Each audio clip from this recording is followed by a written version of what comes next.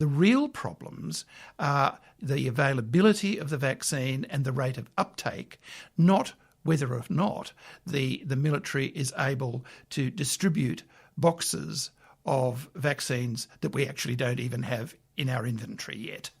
So the whole thing is a kind of theatrical movement which may give the electorate the impression that something's happening, but everybody actually knows that nothing's happening at all. Yeah. One for Mum, one for Dad, and one for the country. And there has never been a more exciting time to be an Australian. Budgets are about choices, Fran, and you show what you value through the choices you make. Dead, buried, cremated. This is coal. Don't be afraid. Don't be scared. Won't hurt. Australia's basically done for. We'll just end up being a third-rate economy. You know, a banana republic. How good is Australia? Just follow the money. G'day and welcome to Follow the Money, the Australia Institute's podcast demystifying the big economic issues in Australia and putting them in plain English. I'm Ebony Bennett, Deputy Director at the Australia Institute, and today we're going to be talking about why the federal government keeps bringing in the military to fix up its mistakes. Allan Behm, the Director of the Australia Institute's International and Security Affairs program, calls it Operation Khaki Creep, and it represents the steady securitisation of various domestic policy issues over previous years, if not decades. We saw it most recently when the Prime Minister did the so-called call-out of the ADF during the Black Summer bushfires, and even more recently when he appointed a military officer to head up Australia's vaccine rollout, pretty much after the PM balls it up. This will put us all to the test. At no time like this since the Second World War. Scott Morrison had two big jobs this year, the rollout of the vaccine and effective national quarantine. And unfortunately, both of them have been botched.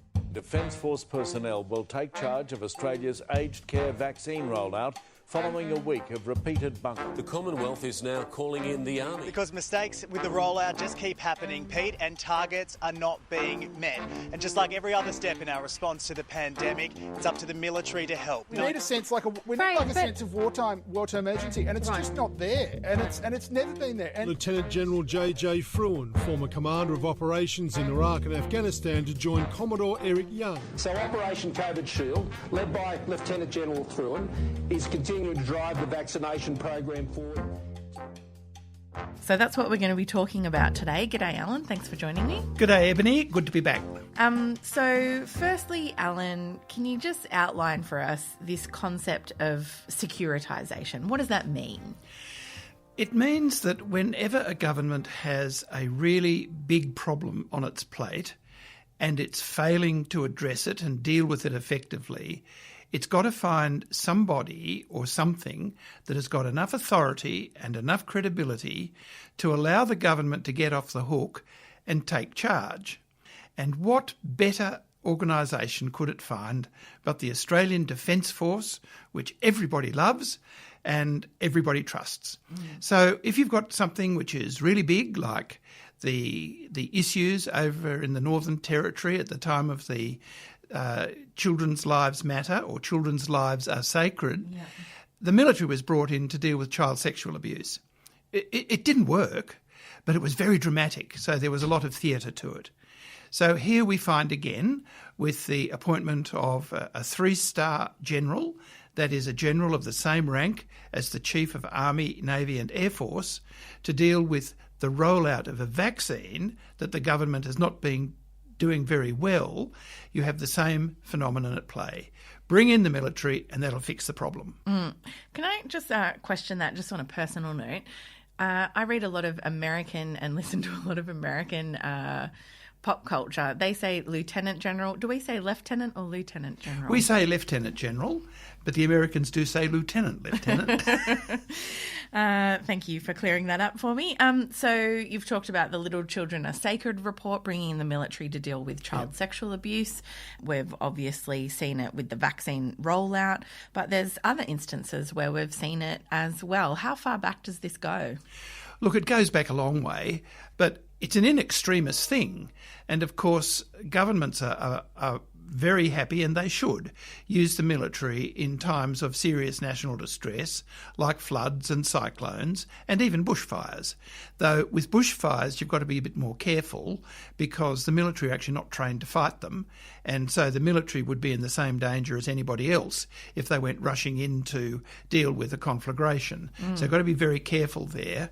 But generally speaking, the whole purpose of securitisation is to ramp a big issue even further up, to give it enormous cachet by calling it a security problem, and then throw the military at it so that everybody will think that you're doing something about it. 2020 has been quite an extraordinary year for all of us, but it's been a massive year for defence in terms of the support that we've provided to our fellow citizens across all of the states and territories. You know, after 8,500 people on what was then our biggest domestic support operation, Operation Bushfire Assist, we've rolled straight into Operation COVID Assist. We've now had... A COVID-19 vaccine is your best defence and our only way forward. Now's the time to arm yourself, your family. So I think that brings us back, I guess, to the failed vaccine rollout. If I could play devil's advocate, I guess, a lot of people see the Prime Minister bringing in the military and they think, oh, yeah, you know, the army knows what it's doing when it comes to logistics and, you know, tackling big problems and massive mobilisations. Is that the case? Not really. What the Prime Minister has done is appoint a very good officer, but he's not a logistician. General Fruin is an infantry officer. He knows about how to command soldiers in the field, but he's not Lindsay Fox. I mean, he's not a logistician rolling out huge national logistics programs, all of which could actually come from the commercial sector quite effectively. No, the whole idea is to add a bit of theatre and movement and drama to it by having a gentleman in his beautifully and crisply pressed uniform, resplendent in medals and decorations, sitting there holding press conferences about the efficacy of vaccines. It's a long way from what happens in Staff Training College, I can tell you. Yeah. Mr. Speaker, the rollout of the vaccination program is a very serious undertaking, and Lieutenant General Fruin is leading that undertaking. Welcome to the war game of the National Campaign Plan for the COVID vaccine rollout. I'm not sure that you can say that our lockdowns are necessarily related to the vaccination rate. What we can say is... The Prime Minister says he offered ADF support that would have seen troops on the ground in southwest Sydney, but New South Wales declined. So I've been told the PM wants Army on the streets to help police enforce the health orders in southwestern Sydney. The Premier wants Army to set up hubs in Fairfield to administer Pfizer and was rebuffed. What a mess. And I guess the observation is that you've made, and I guess that I agree with, is that it seems to be whenever the federal government and particularly prime ministers are seen to be either have stuffed up or have lost credibility or authority on an issue, and that's really what they're doing there to lend some credibility. That's exactly right. And as you know, the Prime Minister has been saying that he has offered the Premier of New South Wales, the military, to assist the New South Wales government in the lockdown of the 3 LGAs in Western Sydney. It's just outrageous. Now moved to 5 LGAs. Yeah. I can't believe that much thought was given to that offer to the Premier, but I think the Premier was pretty smart in saying no, because if you think about the political optics of having uniformed military people wearing their cams, one would hope not with weapons, but walking around the streets, it immediately reminds so many of those immigrant communities, particularly from the Middle East, of exactly how the countries that they sought to escape manage themselves, where they were constantly thinking about how they could save themselves from the military, not exactly how the military might save them. And it's just a very, very bad political look. And I think the Premier was quite right in saying, no, it's better that the police do it, because even the police have a similar problem, but it's not nearly as acute a problem as it is when you bring the military out to do jobs like that. Yeah, well, because the military is supposed to be protecting Australia from overseas threats, not anything domestic.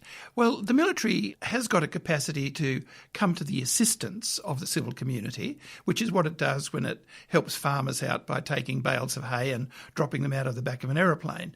And I think that's actually a very important thing for the military to do domestically when it's necessary. But the problem is the military is not just a sort of a one-trick program. Whenever you've got a problem, you just can't bring out the military.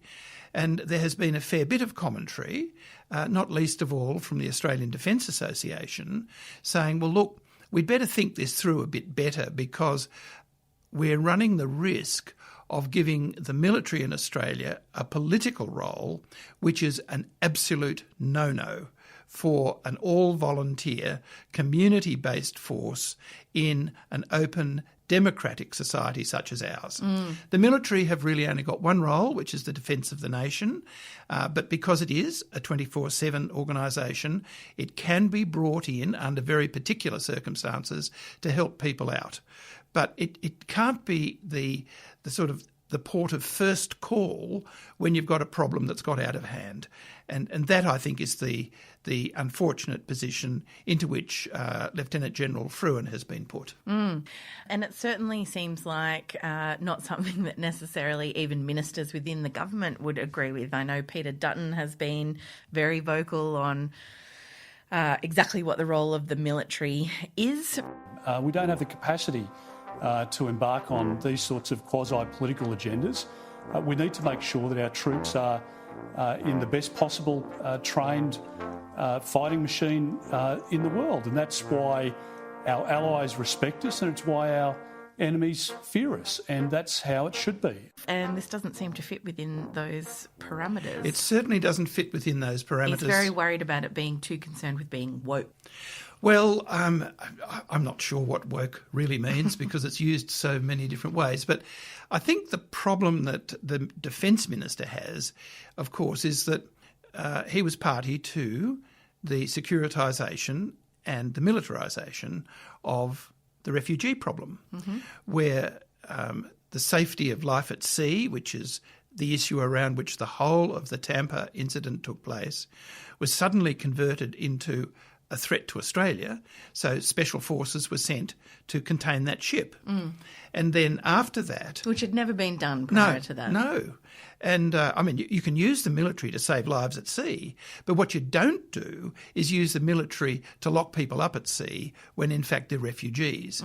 And then the second part of it, of course, was to translate a refugee problem into a national security problem by giving it a dramatic name, like Operation Sovereign Borders, which makes it not a humanitarian problem, which it really is, but a national security problem, which it really isn't. And this a bit is the problem with dealing with vaccines that way.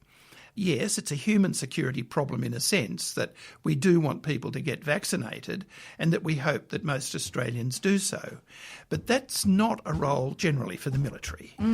From stopping the boats to starting the jabs. Some years ago, you might recall, there was an operation called Operation Sovereign Borders.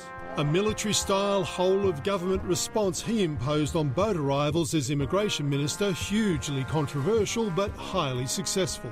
Worked on that occasion, and I think moving to that footing now will further improve how we're working in the vaccination program. The question is why we needed to militarise it, which is, I think, is what you're saying. Because no one else can run anything. Right.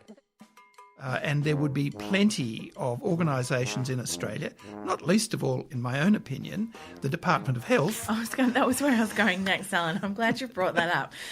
Australia traditionally has pretty amazing vaccination rates for things like not only flu seasonally every year, but childhood diseases, measles, mumps, polio, rubella, all those types of things.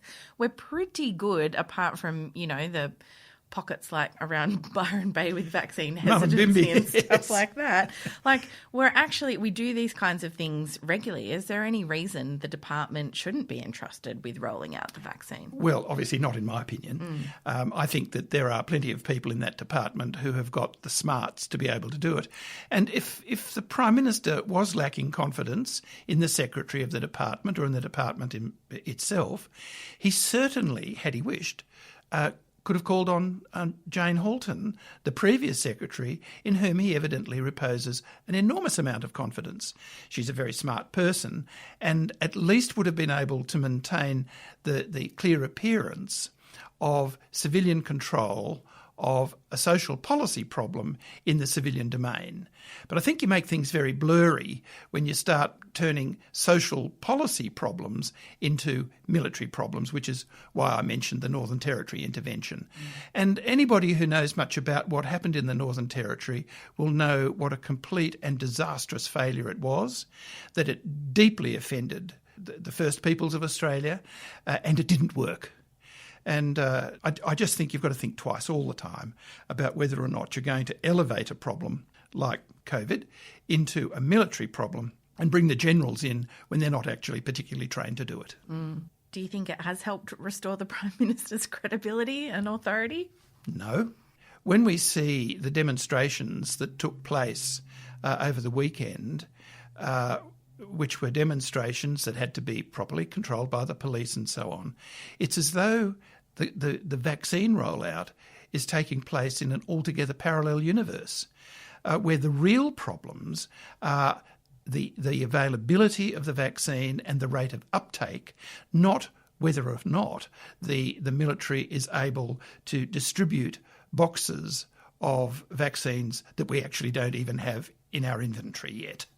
So the whole thing is a kind of theatrical movement which may give the electorate the impression that something's happening, but everybody actually knows that nothing's happening at all. Yeah, but at least the Prime Minister's not in charge of it.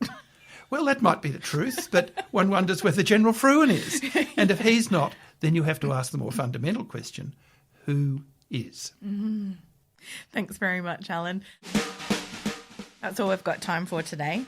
This episode was recorded on Tuesday the 27th of July and things may have changed since recording. You can visit australiainstitute.org.au for all our latest research, including Allan's paper on securitisation, which I think was released last year, Allan. Last year, it's on our website. On our website, you should be able to find it there, and we're on Twitter at the Oz Institute with an AUS. My Twitter handle is Ebony_Bennett with a N-T, and Allan Behm is at Miranda Process. That's Miranda, PRORSUS. Our producer is Jennifer Macy. You can find her at Jennifer Macy, and our theme music is by Jonathan McFeet from Pulse and Thrum, with additional music from Blue Dot Sessions. Stay safe out there, everyone, and thanks for listening.